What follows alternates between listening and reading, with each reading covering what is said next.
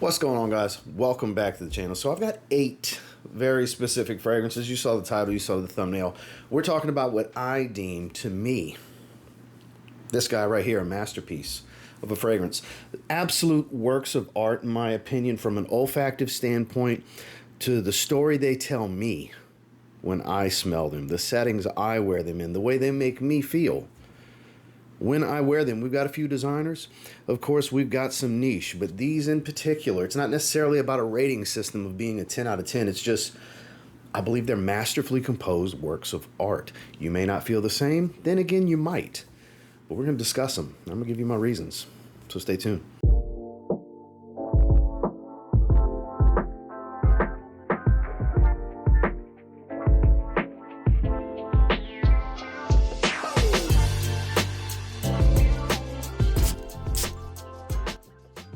Starting with one that probably going to throw you for a loop, and this is going to tell you where my head's at because this is truly a personal list. Not everybody's going to agree with every single one, but Polo from Ralph Lauren, I think, is a timeless classic. I think this is one of the greatest examples of men's perfumery of all time. I think the color scheme is fitting, of green and gold. It's always smelled of success, of money, of production from a man. Productive men wear Polo, or Polo Green as it's been dubbed over the years.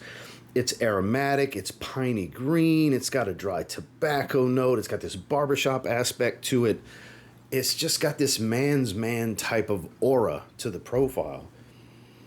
Even modern versions that, yes, aren't as rich, deep, and powerful as, decades ago, I'm sure. Like even in the 90s when I first had it as a kid, I don't remember it being necessarily all that much stronger than what these newer bottles are, because this is still really potent, like really strong, really long lasting. And to some it may be dated. To me, it's timeless. I don't think another will have the type of impact on me the way this one did, because this was like my school dance fragrance of choice as a young man. That's why I've never related to the old man smell or it being dated or anything like that, because I was a kid rocking this. I've just always looked at it with this high level of respect for the profile and what I always felt it stood for. So to me, especially as far as men's designer fragrances are concerned, I think it's an absolute masterpiece. It's Ralph Lauren Polo. Now for a nice change of pace, one that you might be expecting to see, might even be in the thumbnail. I don't know, I didn't make the thumbnail yet. But few nuance the way this one does to me. This is Burlington 1819 from Roja Parfums. I think this is an absolute work of art from Roja Dove. This is not going to be for everyone, as goes for every fragrance in this video, if we're being totally honest with one another here. This offers a orange peel type of citrus, warm booze, not overly sweet for being a rum boozy accord, a musty type of orange smell, honestly. There's like this musky animalistic tone that, this may sound a little weird, kind of has that cumin slight BO type of feel to it, and it may sound off-putting, but when you blend it with all of the different notes, nuances, and accords this creates, and peel back the many layers to the personality of this fragrance, because there are many, because I stated already, one of the most complex fragrances I've ever come across. This is a true work of art. This is a different profile. Almost every time I go back to it and smell it on skin, it manages to be fresh yet warm and resinous, deep yet light and airy, complex and nuanced, while being very straightforward, and I think relatively easy to understand after spending time with it. May not be so the first time or two that you wear it, but after getting to know it, I think it's pretty easy to understand that it's just a true work of art. The storytelling here is of a very complex man, is how I look at it. A man that has many layers to his personality, to the way he conducts himself in his life, even from a professional to playtime, both sides of the coin on his lifestyle, both professional and casual. I feel like this can tell the tale because there's just so much going on here. It can be a lot for some. This is not a beginner's fragrance. This is something that not everybody will be able to truly appreciate. I mean, some people may think it smells terrible, but it's one that's worth experiencing to me. I honestly, of all the Roja Dove fragrances I've tried, this is probably the most impressive to me. Performance is phenomenal. It develops and develops and develops for hours and hours. It continues to change on skin. Just a true work of art and a masterpiece. This is Burlington 1819. Now, I just realized I spent a lot of time on Burlington 1819. I'll try to speed my thoughts up a little bit, so this isn't too long of a video. But as far as designers, I think this is the GOAT. This is one of the 5 best fragrances I own. Dior Homme Parfum. This is the old 75 ml. This is very animalistic, leathery. It's a tale of 2 fragrances. It starts off waxy iris, rich leather, a touch of rose. It's got this dark resinous feel to it. And then it dries into a brighter, softer, creamy sandalwood fragrance. I never got the orange. There's supposedly citrus in here that's orange. I've never smelled it. Oh my God. But the scent on this, and this is well macerated. This is a 2019 bottle. This is the last of the Mohicans before they switched to the 100 milliliter 2020 version. I can get away with 2 sprays of this and fill a room. This is an absolute monster. It's a little bit more rough and tumble and edgy, a little bit more of a bad boy personality versus something like Dior Homme Intense, which is a lot more formal, a lot sweeter. This has edges to it. It's not as smooth of a fragrance. This has an attitude. Versus being elegant and refined, this has an attitude about it. And I think that's one of the things I enjoy most about it, because most iris fragrances offer a slightly more elegant, formal appeal to them. Not all, but I find most, whereas, again, this has an attitude. Not going to be for everyone, as with everything, but I've always deemed it to be a masterpiece. I literally bought a backup bottle off of 1 spray of this bottle. I sprayed it once and said, yeah, I'm going to need to get another one. Glad I did, because they then changed it, and supposedly it's the same. Some people say it's fresher and weaker. Whatever. I've got the old version. I've got 2 bottles of it. I may never get into my backup bottle. I don't care. It can outlive me. I want to make sure I have it for as long as I live. I'll have sprays of Dior Homme Parfum. Very much a cold weather fragrance. I have worn this in the evenings in the summer before. That's why I discovered 2 sprays is plenty. Last year, actually, in the summer.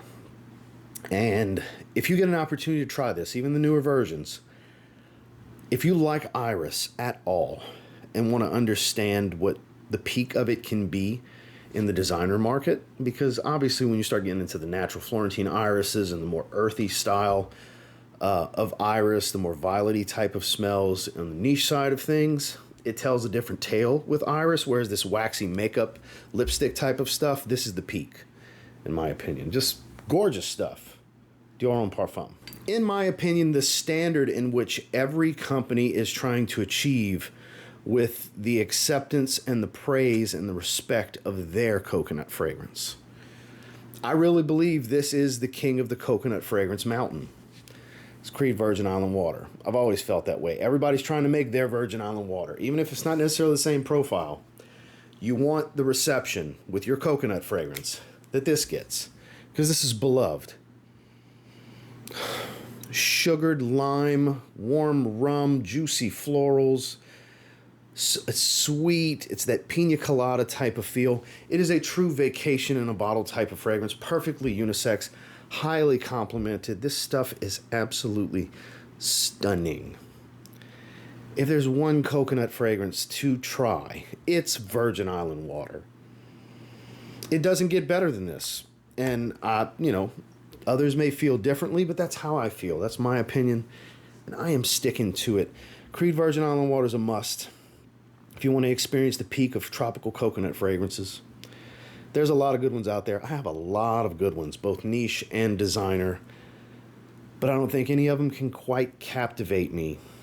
I know none of them quite captivate me the way the Virgin Island Water does, and this will always be my recommendation to you and anyone that wants to ask, what's a coconut fragrance I should try? Well, how about the best coconut fragrance? I think that's what deems it being a masterpiece is. I think it's the peak of what a coconut perfume can be. Virgin Island Water would be the one. Now, when it comes to heavily synthetic blues, there's no secret that I'm a huge fan. The designer realm, the mass-marketed Macy's, Dillard's, the stuff you can find in shopping malls and department stores that carry fragrances. There's one in particular that I truly think is a work of art for being a synthetic blue fragrance. I think it's the peak of the modern synthetic blue. And some will agree, some won't. If nothing else, you might agree with the line, if not the concentration. But Bleu de Chanel Parfum, warm, resinous woods, still has the citrus at the top. This is refined, this is smooth, this is casual meets professional. It's the best of both worlds. You can wear this with a t-shirt effortlessly. You can put a suit and tie on with this effortlessly. It's such a great professional setting fragrance. This is a respect commanding profile without being over the top serious, and it's far from super juvenile, playful, and just looking for a compliment and a good time. It's not that either of those. It falls in the middle, and it does both of those things really well at the same time. And I think that's what makes it such a masterpiece to me. This one specifically. I know a lot of people would want to go with the happy medium of the Eau de Parfum, but neither the EDT or the EDP have ever spoken to my soul the way Bleu de Chanel Parfum does. If you've never tried this, I really think you should. It is not cheap. It's like $190 retail for 100 ml these days. Back when I got it, retail was $150. I got it in 2019. Was it 2019? It was 2019, a year after its release, because it came out in 2018, if I remember correctly. And I've worn this in the high heat of Houston, being outdoors and everything, in and out, on into the winter. This is a true signature scent, especially for the professional man. I think it's the best choice from the designer standpoint. I mean, if you want to dive into niche, that opens up a whole new world. But as far as designers, especially Bleu, this is a freaking masterpiece. Bleu de Chanel Parfum. Now, not everybody's into cherry, but in the offshoot chance you want to experience what I believe to be the peak of cherry perfumes, Mind Games French Defense. It's extremely expensive, but it's boozy, it's syrupy, thick, sweet black cherry. True intoxication. It's ambery, rich, syrupy, sweet. I believe it's like honey or something like that gives it that syrupy tone. Rich black cherry. Not over the top spicy. There's a little bit of a supportive spice to it. Great performance. Again, true intoxication as far as aroma is concerned. Oh, you have to try this. It's so expensive, though. That's the problem. And I know there's a few clones out there that I've heard of, and please don't ask me the recommendations because I haven't tried them. I've just heard there are some. Because I know somebody said, what are the clones? I don't know. I don't have any of them. Just search. Use that Google search bar. It's your friend. But I can almost guarantee it's not going to provide the same experience as this original. The magic, as I speak of, will be omitted because it's not the same. It's not from the original artist using their paint, their brush, and their canvas. The magic cannot be recreated. You can come close, but the magic will not be recreated. This is a must-try, in my opinion. If you have I want to say Neiman Marcus would be the spot that has Mind Games. I think Nordstrom has them too. But if you have one near you, get out, try them. They have testers. Get a sample online for like $6, $7, whatever it is, and spend some time with this. The problem here is if your woman smells it on you, she's going to expect you to get a bottle more than likely. Because she more than likely will fall in love with this. Again, true intoxication. Even if you're not big into cherry fragrances, still give it a shot. Because you'll probably be surprised. It is a masterpiece. It's French Defense. What made me think of this video topic in the first place? I know Justin's done it recently, so I was kind of tossed around the idea of maybe doing the video. So initially, you got to give Justin his credit. That idea came from, but what forced my hand? Last night. Some of you may know of these two individuals, some of you may not. They have a little channel called Sips and Sniffs. I'm looking at you, Jims. Looking at you, Jason Bircher. And they had the audacity, as so-called friends of mine, so-called, to do a live stream on the most overhyped fragrances and dared to put this in the thumbnail, I think just to piss me off. And they said some blasphemous things here. And yeah, it's their opinion, and I respect their opinion. But in my opinion, Vertus Vanilla Oud is an absolute stunning masterpiece. Saffron, burnt smoked vanilla. Oh, the rhubarb doesn't stand out heavily to me. I know that was one of their complaints. I don't get tons of it. I do get a hint, but oh my God, smelling this is amazing. But try before you buy. The funniest part is Jason bought a decant first and apparently liked it enough to buy a bottle, then has the nerve to say it's overhyped after sampling it, then purchasing a bottle off of sampling. Where's the logic? Anyways, lots of love, Jason. Anyways, I'm having a little fun here because they'll see this, having a little fun. Nothing serious. But Vanilla Oud, to each their own, but definitely sample. Far from a safe blind buy. But if you get an opportunity here, there was a lot of hype behind this. I'm a big proponent for creating a lot of it because I love this damn fragrance. The first time I smelled it was on Justin. Speaking of Justin, had to have it myself then. Dedrick as well caught on quick to it. Me, Justin, Dedrick, really, really guilty when it comes to showing a lot of love on the internet for this fragrance because we all three just head over heels in love with this fragrance. And I would encourage you to try it if you want something different. It has elements of Baby Cat for those of you that maybe tried Baby Cat and like it and don't want to spend that kind of money, or those of you that don't like Baby Cat and wish there was different things about it, wanted to like it but couldn't. Again, it's not just like Baby Cat, but they do the same job. They kind of have a similar aura. This is actually a more complex fragrance. There's a lot more going on here than something like YSL Baby Cat, and this can be found in the mid to low 100s for 100 ml. You don't need a lot of sprays. I can tell you firsthand the sillage goes all day on this fragrance. It is intoxicating. Again, it's saffron spiced, leathery, burnt vanilla, smoky. You get a little bit of this slightly sour rhubarb tone, just a hint of it. I don't get much.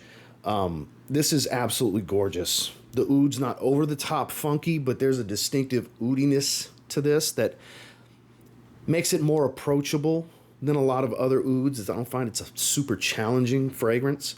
Phenomenal performance. And magnetic cap. Not important to everybody, but I'm a sucker for that kind of stuff. So an absolute masterpiece is Vertus Vanilla Oud. Last but not least, this is a hit in this household. Me and my wife both love this fragrance. This is my favorite rose perfume ever. It's based around incense, and the incense really pops off of my skin. It is Zaharoff Signature Rosé. Now, even though Seraphine Bleu is a true 10 out of 10 to me for versatility and the way it speaks to my personality, just from a wow factor standpoint for me, it's rosé. It's always been rosé. It always will be rosé. It continues to impress me every time I smell it. You get a variety of roses, and there's peony here as well to give a different element of floral. You get sugar and vanilla bean, and it's not over the top sweet. It's sweet. It's a sweet rose. It's a sweeter rose on my wife.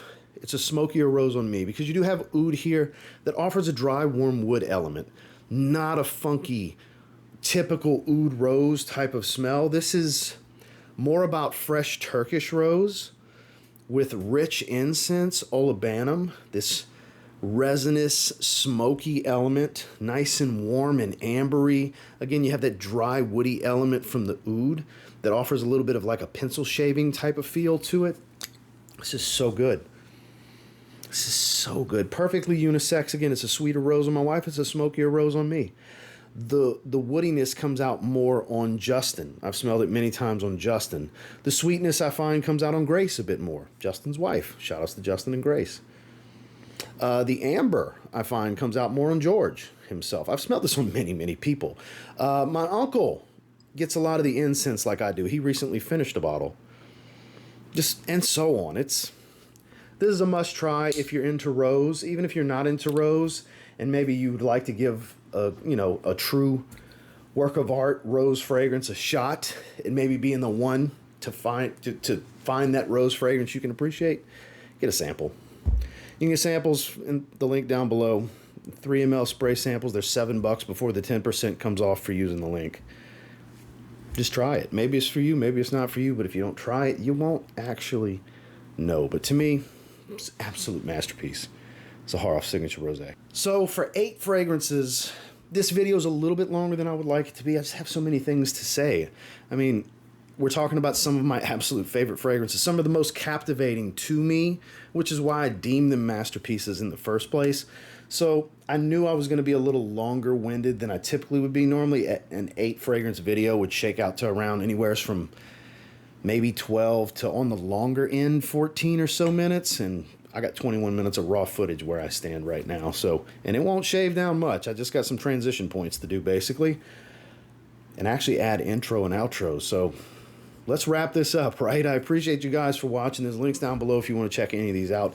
Take my opinion with a grain of salt. Just because I deem it a masterpiece does not mean you will. But I encourage you to try all of these because you never know.